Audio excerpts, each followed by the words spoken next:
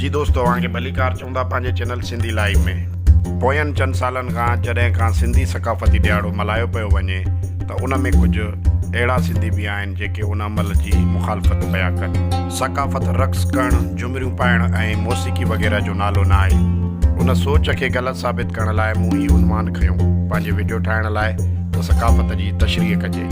असुल में सकाफ़त तमामु वॾियूं शयूं ॿुधाए थी जिन जी तशरीह असां अॻिते कयूं था, पर रक़्स करणु, मौसीक़ी, लिबास सकाफ़त जो ई हिसो आहे। पंहिंजो वीडियो शुरू करण खां पहिरीं अवां दोस्तनि खे गुज़ारिश कयूं था त असांजे चैनल खे लाइक कयो, सब्सक्राइब कयो ऐं दोस्तनि ताईं शेयर कयो। डेफिनेशन ऑफ कल्चर, सकाफ़त जी तारीफ़। Culture can be defined as all the ways of life including arts, beliefs and institutions of population that are passed down from generation to generations. Culture has been called the way of life for an entire society. As such, it includes codes of manner, praise, language, religion, rituals and art. सकाफ़त जो मतिलबु आहे कंहिं बि मुआशरे में ज़िंदगी गुज़ारण जा तरीक़ा, जहिड़ो कि अदब, लिबास, ज़बान, ॿोली, मज़हब, रस्मूं, फ़न, तरजीहात ऐं अक़ाइद।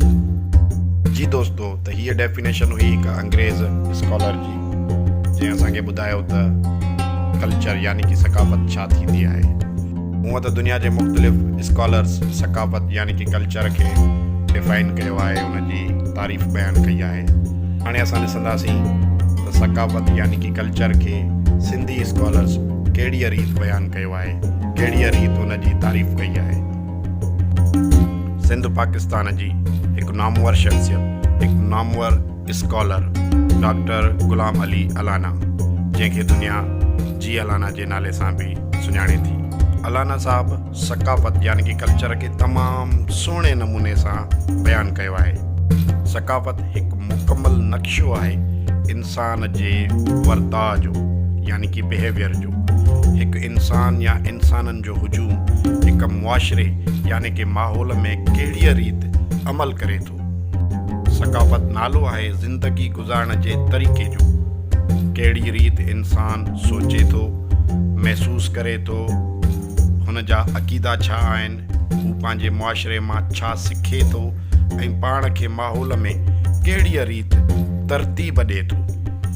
अलाना साहब वधीक ॿुधाए थो सकाफ़त में मुआशरे जो अदब, मुसवरी, रक़्स यानी कि झुमिर पाइणु, मौसीक़ी, लिबास, मुजस्मा साज़ी, रीतूं, रवायतूं, रिवाज ऐं उन जो मयार यानी कि स्टैंडर्ड्स, उन खां अलावा तरजीहात, हू कहिड़ियुनि शयुनि खे तरजीह ॾिए थो। इहे सभु इंसान जी तख़लीक़ आहिनि। अहिड़ियूं शयूं मुआशरे में इंसान ज़रूरत जे मुताबिक़ तख़लीक़ कंदो आहे ऐं इस्तेमालु कंदो आहे ऐं उन्हनि में तब्दीली बि कई वेंदी आहे वक़्त सां गॾु ज़रूरत ऐं हालात जे मुताबिक़। उहो ई सबबु आहे जो मुआशरो मुसलसिल जिद्दत में रहे थो, जंहिंमें कुझु शयूं सांडे रखे थो ऐं कुझु खे तब्दील करे थो वक़्त ऐं हालतुनि जे लिहाज़ सां।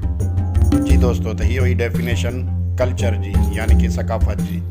जेकॾहिं असां मथे बयानु कयल सकाफ़त जी तारीफ़ ते गौर कंदासीं त असांखे ख़बर पवंदी त लिबास, रक़्स ऐं मौसीक़ी कंहिं बि कल्चर, कंहिं बि सकाफ़त जो हिसो हूंदा आहिनि। सिंध जी सकाफ़त में मौसीक़ी, लिबास ऐं रक़्स जो छा किरदारु आहे, उहो असां अव्हांखे पंहिंजे ईंदड़ वीडियो में ॿुधाईंदासीं सिंध जे कल्चर जे बारे में। उमेद आहे असांजो वीडियो अव्हांखे पसंदि आयो हूंदो। दोस्तनि सां गुज़ारिश आहे त असांजे चैनल खे लाइक कयो, सब्सक्राइब कयो ऐं दोस्तनि ताईं शेयर कयो।